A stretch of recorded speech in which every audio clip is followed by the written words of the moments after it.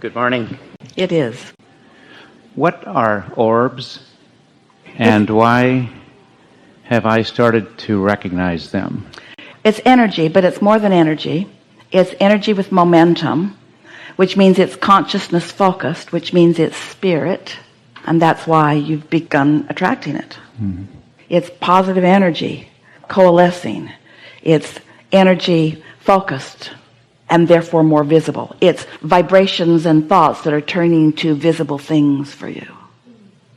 So it's two things. It's energy becoming more seeable and you becoming more able to see. What do I do with it? Enjoy it. Enjoy it. Okay. Enjoy it. Because there's not a message in the orb. The orb is the message. You're tuning in. Because you've got to be in a state of allowing in order to see it. That's the message. And then just take pleasure from it. Enjoy following the dancing balls. Are you seeing them in photographs too?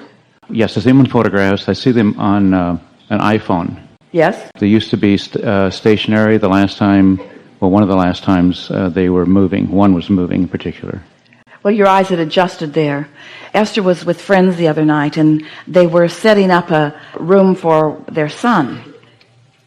And they had a light contraption that the light moved, or a light was shining, and then different discs were moving across. It was putting lights on the ceiling and around the room. You've seen them.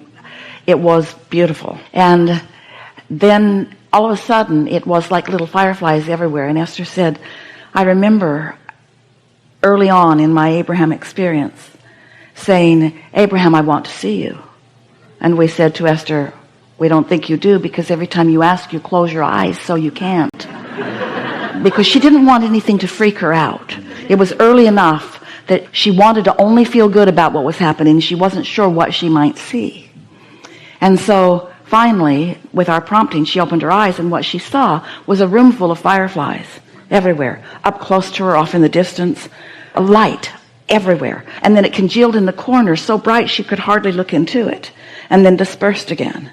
And we explained to her at the time that that is the most accurate way of depicting ourselves to her, because we are thought energy. And so she translated us in that way. And so, similar idea. Okay. And I can intend them to come.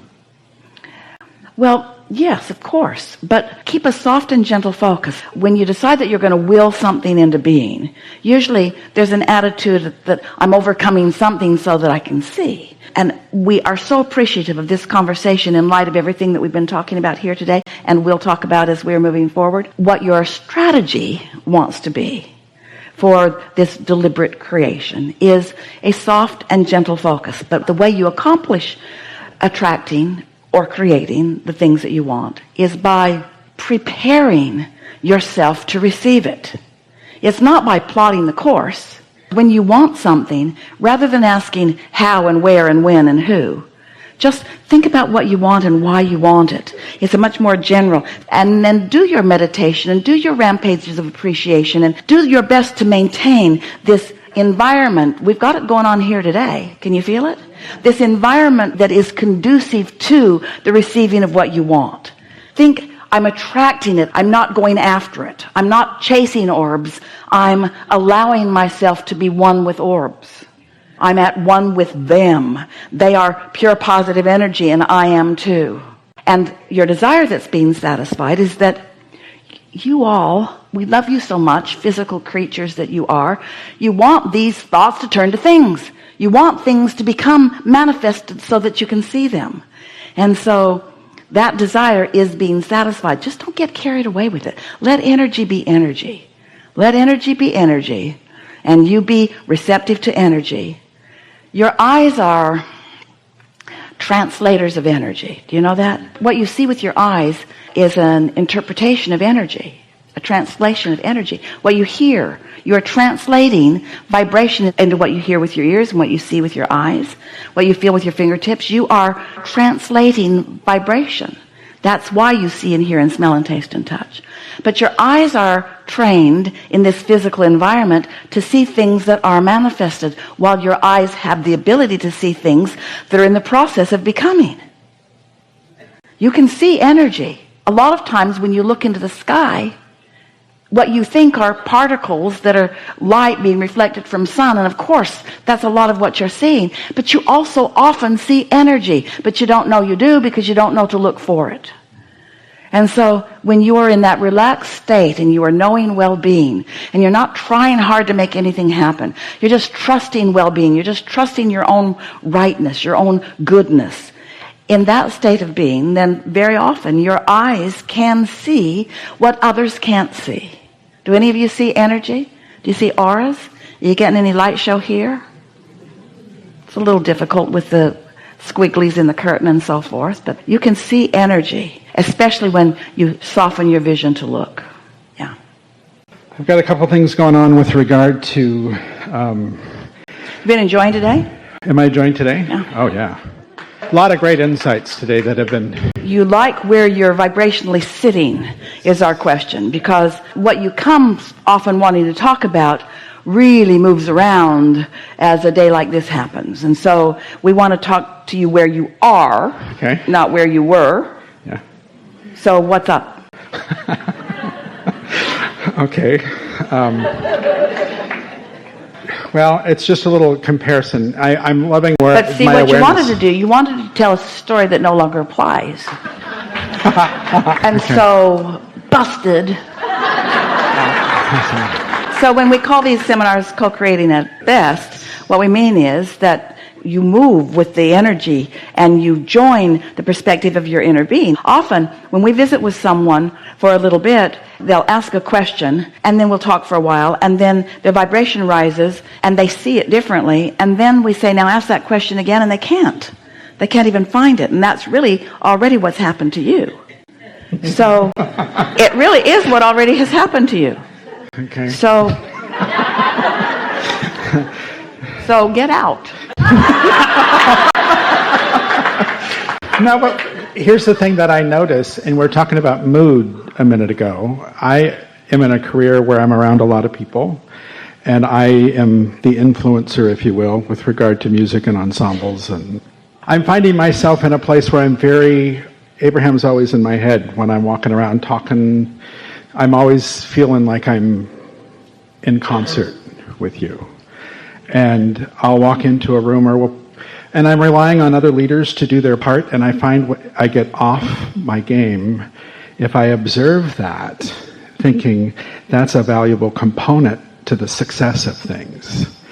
You know, and it's kind of like, I think every time I come to an event here, I notice your sound guys doing their thing, your filmers doing their thing, your staff is very efficient, everything is a very well-oiled machine.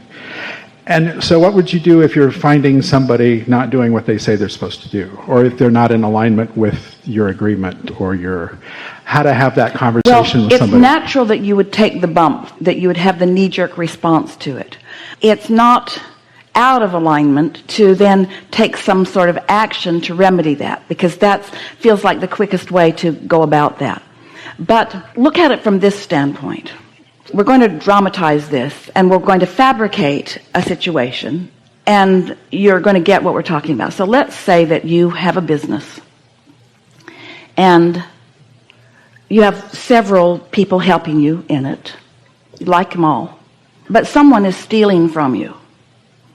Started out insignificant, but they're getting braver and braver, and so they're stealing from you. And it's not putting your business under. It is not going to really upset your apple cart that much, but it is out of vibrational harmony with who you are, who you believe they are. There's discord there. Feel the difference in these scenarios of you being suspicious of it and making everybody uncomfortable as you sniff around, or you just trusting that well-being is always yours and that things are always working out for you, and that your inner being is aware of what you want and what your intentions are, and is guiding you, guiding everything really to the perfect unfolding. And so you get an impulse to go somewhere that you usually don't go, and you walk right in, and there it is, right in front of you. Right in front of you. And so then you say, well, this is not a vibrational match. I love you, but this is not a vibrational match, because you've allowed the universe to give you the clarity that you needed, because until you've got that clarity, your sensing isn't clarity enough. You don't want it to be, but you think it is, but you don't want it to be, but you think it is, but you don't want it to be. So your observation of this is causing split energy within you. Where if you keep focusing on things that feel good to you, if you keep giving everyone the benefit of the doubt, if there is something that is really out of alignment, your inner being will guide you to a situation where with enormous clarity you will know. And you're not there. You don't have that enormous clarity. And that's why it feels like, don't want to do this, don't want to do this. Does that make sense to you? Because your inner being is not only rooting for your well-being, but for everyone else's as well. And wanting the best possible scenario. And so whatever you need to know in order to make the decisions, oh, hear this. Your inner being is guiding you toward clarity at all times. So your inner being is encouraging situations that produce clarity. Oh, doesn't that sound different than your inner being thinks that you should just be blissfully happy every moment of every day? Your inner being is guiding you consistently toward things that will produce clarity within you, because clarity is satisfying, isn't it? And confusion certainly isn't. Ambivalence isn't. Indecision is so unpleasant, and decisiveness is so pleasant.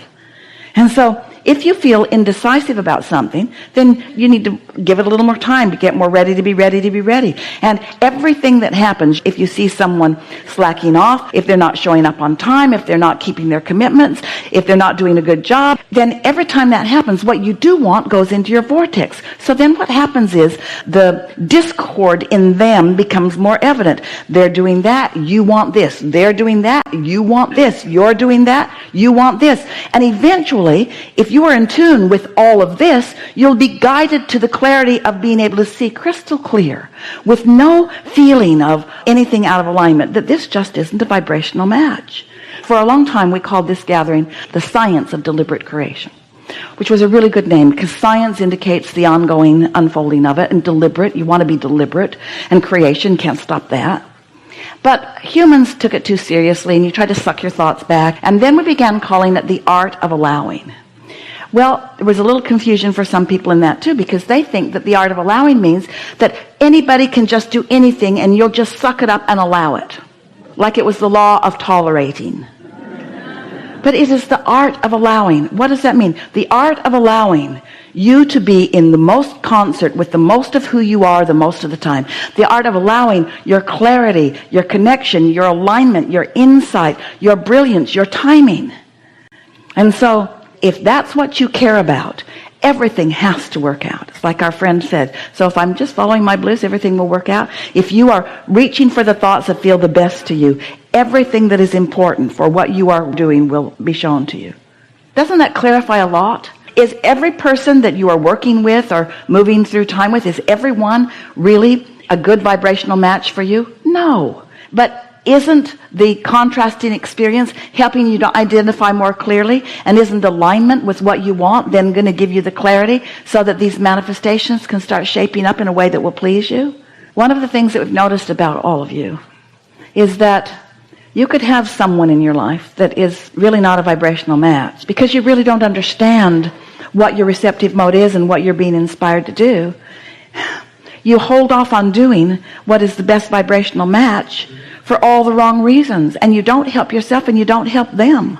If somebody's not a vibrational match, then the universe is working to deliver them somewhere else too. You see what we're getting at? Yeah. That was clarity on another subject, yes. Okay. Enough? Yeah, but can I ask about, I got to make a note here because Did you follow all of that? Is that helpful to you? We're not asking you to divorce everybody and leave your children on the curb and fire everybody. That's not what this was about. But we do want you to give yourself a break and to trust that the way you feel matters, and then to pay attention to what receiving mode you're in when you get those impulses. Because if you're angry about something, that's the wrong receiving mode. But if you are really tuned in and you just feel you're being guided towards something, and then when you get there, something is really obvious to you, you've been guided. You've been guided.